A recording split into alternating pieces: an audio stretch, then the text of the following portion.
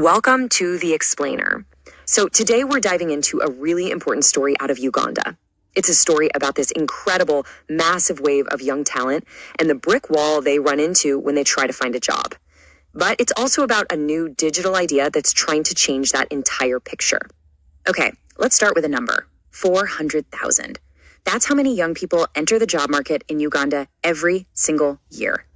I mean, just picture that for a second.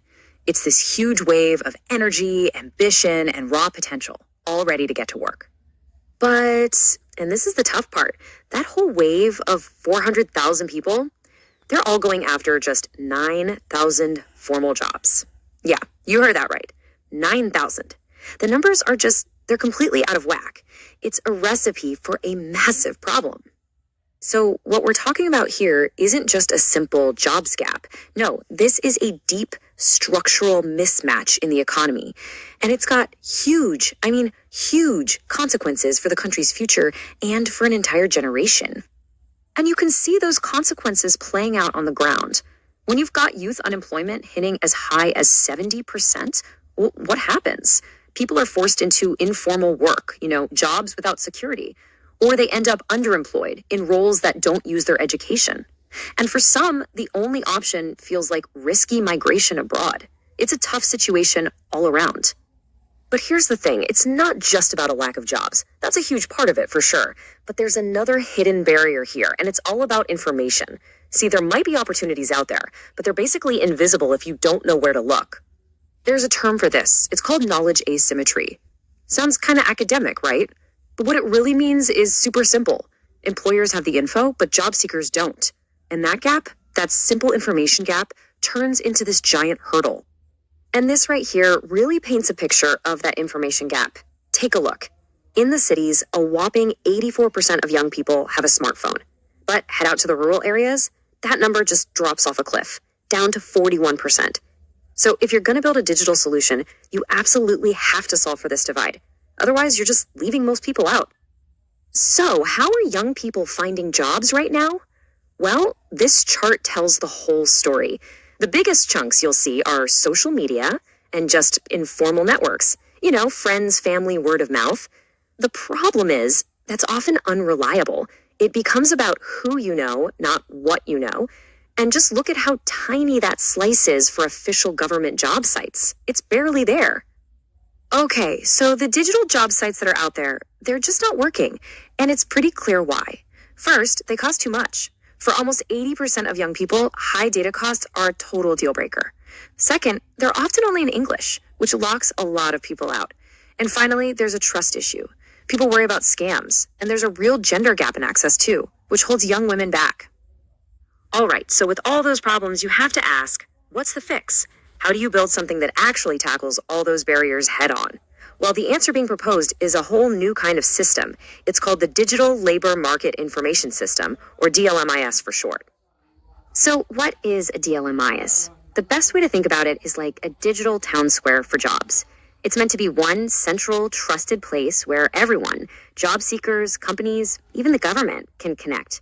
The whole idea is to make the entire job market more open and just make it work better for everybody. And I want to be clear, this isn't just about launching another job website. No, the vision here is way bigger. The goal is to build a piece of public infrastructure, kind of like a digital highway, a tool that's there for everyone, not just people who can pay for data or happen to live in a big city. It's about creating a public good that helps people lift themselves up. Okay, this is the part I think is really cool. The truly smart thing here isn't just the technology itself, it's how they designed it. They built it with the real, on-the-ground challenges of young Ugandans in mind from day one. I mean, just look at the difference. It's night and day. Before, you had English-only sites that burned through your data, mostly useful if you lived in the city. Now with the DLMIS approach, you've got a system in 2 languages, one you can use with simple text messages, or even offline. It's built to include people, not shut them out. And every single one of these features is a direct solution to one of those barriers we talked about. Language a problem? Boom, it's bilingual. Data too expensive? No problem. There are SMS alerts and an offline mode. Worried about trust? Well, it was actually co-designed with young Ugandans, so you know it's built for what they actually need. So let's walk through it from a job seeker's point of view. It's super simple. You create a profile on an easy to use interface. You can search for jobs that are actually verified, so you're not going to get scammed. You get alerts sent right to your phone, even a basic one. And then you can apply for jobs and even training programs all in one place. So, what's the big takeaway here? What does this all add up to? Look, this is so much more than just a new app. This is a potential blueprint for completely rewiring the job market. It's about making that connection between a talented person and a real opportunity, faster, clearer, and a whole lot fairer. But, and this is crucial, the tech alone isn't a magic bullet. For this to really work, a few things need to happen. It needs the government to fully get behind it to make it a trusted public service. You need big awareness campaigns, using radio, getting into community centers so people know about it and trust it. And you need smart policies, like making data for the platform cheaper. The technology is the tool, but all this other stuff is what makes the tool powerful. When you boil it all down, it's about one thing: empowerment. It's about putting good, reliable information right into the hands of young people. When you do that, you start to build a system where what really matters is your talent and your drive, not who you know or where you happen to live. And so, this whole story leaves us with a really big question. And it's not just a question for Uganda, it's for all of us. When we design technology with real empathy, with a deep understanding of people's actual lives, can it finally be the thing that bridges that gap? You know the one, the gap between a young person's incredible potential and the opportunity they need to actually show the world what they can do?